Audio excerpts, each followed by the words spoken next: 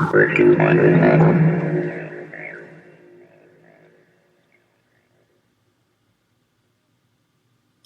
evening, everyone, and welcome to Alien Movement. I'm your host, Andrew Meadows. I was playing around with some sound effects, so I hope you enjoyed it. A couple of announcements. First of all, I want to explain my last podcast. I broadcast live, and that was called Alien Movement Misunderstood Technology. One of the things I didn't know about Spreaker is when you go live, you can only be live for 15 minutes on their basic plan. So if you were listening live, and I had quite a few people who were, you were cut off at 15 minutes. The episode was actually 36 minutes, and so if you go to spreaker.com or Facebook or Twitter or my website or YouTube, you can find the full 36-minute episode and listen to it. I apologize for that. I didn't know. Now, having said that, I'm doing the same thing tonight, because I think it's cool to go live, because I can tell people it's live and they can listen live, and people like to listen live. But it will cut off at 15 minutes. I'm trying to raise some money. I already spent a bunch of money on the website and on equipment, and I'm trying to raise some money so that I can upgrade my membership with Spreaker, and then I can do much longer than 15 minutes.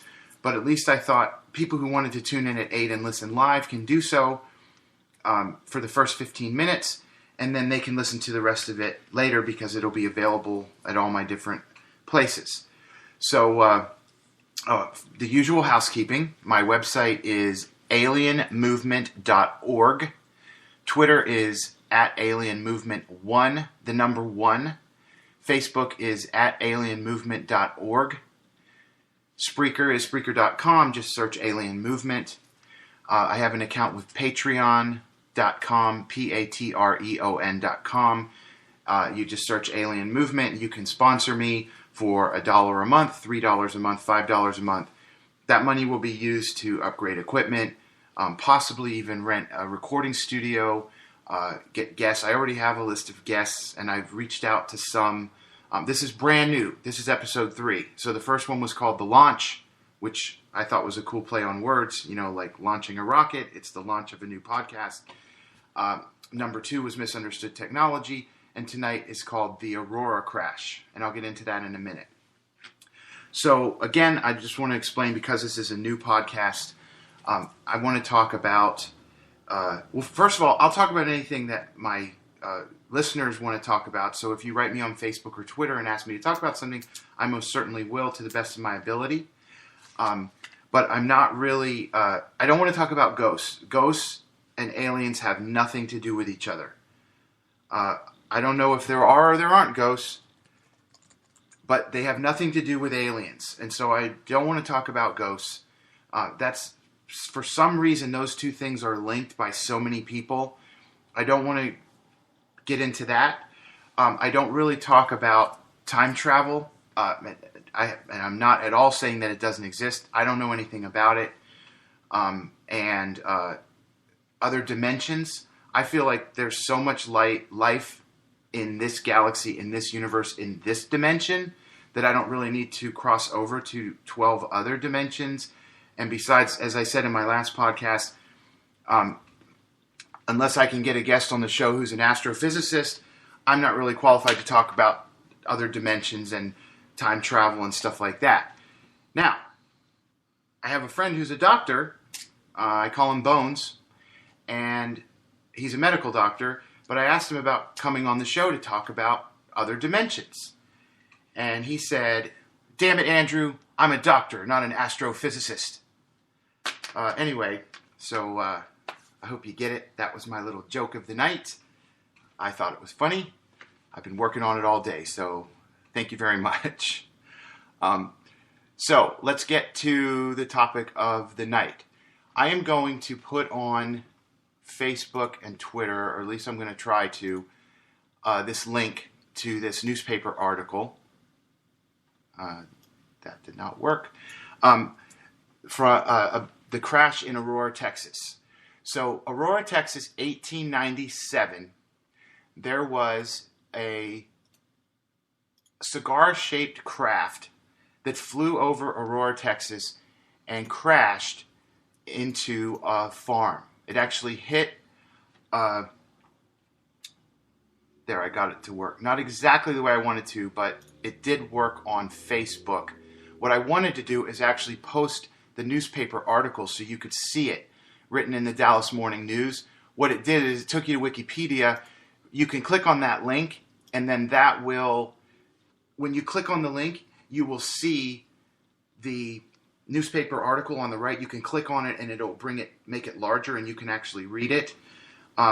This isn't like some wacky newspaper. This is the Dallas Morning News, and it's very interesting. So now remember, the Wright brothers did not fly the first airplane until 1903.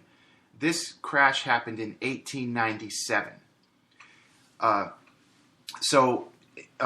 17th, 1897, 6 a.m. local time, a UFO, a cigar-shaped craft, flies over Aurora, Texas, is seen by hundreds of people, because I guess back then they were all out at 6 a.m. working on the farm.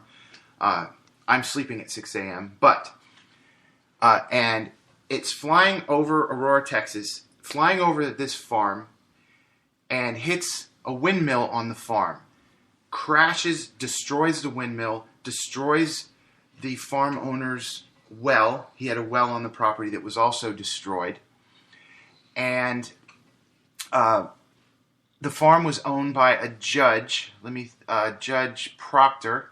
So I guess the town judge, his name was Judge Proctor, like Procter and Gamble.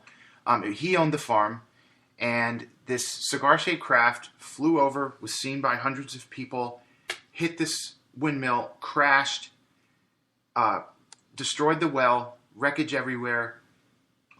People from all over the town came to see and found all this wreckage and found a dead body, an alien body. So a bunch of people from town came to help clean up the mess, clean up the wreckage, and then being 1897 Christian folk, they took the body and buried it in the local cemetery with what the newspaper described as full Christian rites. So the newspaper article describes this as a matter of fact, and even tells you when the burial is happening. It's at the local cemetery tomorrow at noon, so that people could show up and attend this funeral. Again, there were hundreds of people that saw it. People came to the farm, helped clean up, and then there are more to the story. The well was supposedly contaminated, and the judge enclosed it, covered it up. And years later, the gentleman who had bought the farm uncovered the well and tried to search it. They found high levels of aluminum in it. Not aluminum metal, but traces of aluminum, high levels of traces of aluminum in the water. The landowner who bought the land from Judge Proctor ended up getting a severe case of arthritis, what they call arthritis. But if you Google this and look for pictures of this, you've never seen anything like this. This isn't arthritis. The guy's hands look like he stuck them into a nuclear generator or something. It's really bizarre. Anyway, so I'm going to do a little reading right now so that I don't miss anything. This is the article written on April 19th, 1897 in the Dallas Morning News by a journalist named initials S as in Sam, E as in Edward, Haydon, Haydon. About 6 o'clock this morning, now remember, this happened on April 17th. This was printed on April 19th, but he must have written the article the day of. About 6 o'clock this morning, the early risers of Aurora were astonished at the sudden appearance of the airship which has been sailing through the country. It was traveling due north and much nearer the earth than ever before. Evidently, some of the machinery was out of order, for it was making a speed of only 10 or 12 miles an hour and gradually settling towards the earth. It sailed directly over the public square, and when it reached the north part of town, collided with the tower of Judge Proctor's windmill and went to pieces with a terrific explosion, scattering debris over several acres of ground, wrecking the windmill and water tank and destroying the judge's flower garden. The pilot of the ship is supposed to have been the only one on board, and while his remains are badly disfigured, enough of the original has been picked up to show that he is not an inhabitant of this world. Mr. T.J. Weems, the United States Signal Service officer at this place and an authority on astronomy, gives it as his opinion that he was a native of the planet Mars.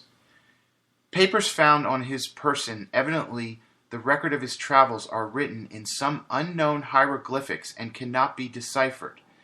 The ship was too badly wrecked to form any conclusion as to its construction or motive power. It was built of an unknown metal, resembling somewhat a mixture of aluminum and silver, and it must have weighed several tons. The town is full of people today who are viewing the wreck and gathering specimens of the strange metal from the debris. The pilot's funeral will take place tomorrow at noon tomorrow. So they say he's from Mars. This is people from 1897. But what's the important part of what they're saying here? He's not of this earth. He's not from the planet Earth. The metal is from an unknown material believed to be of some type of aluminum and silver.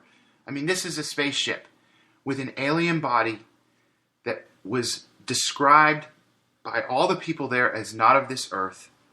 So if a plane crashed, which didn't exist, by the way, because it's 1897, but if a plane crashed and there was a human being, even if it was badly burned, wouldn't 100 people, including authorities, say this is a human body, it's just burned? No, this was not a human body. This was an alien. This was an extraterrestrial in an alien ship that flew over Aurora and crashed. And the body was buried in the local cemetery with full Christian rites.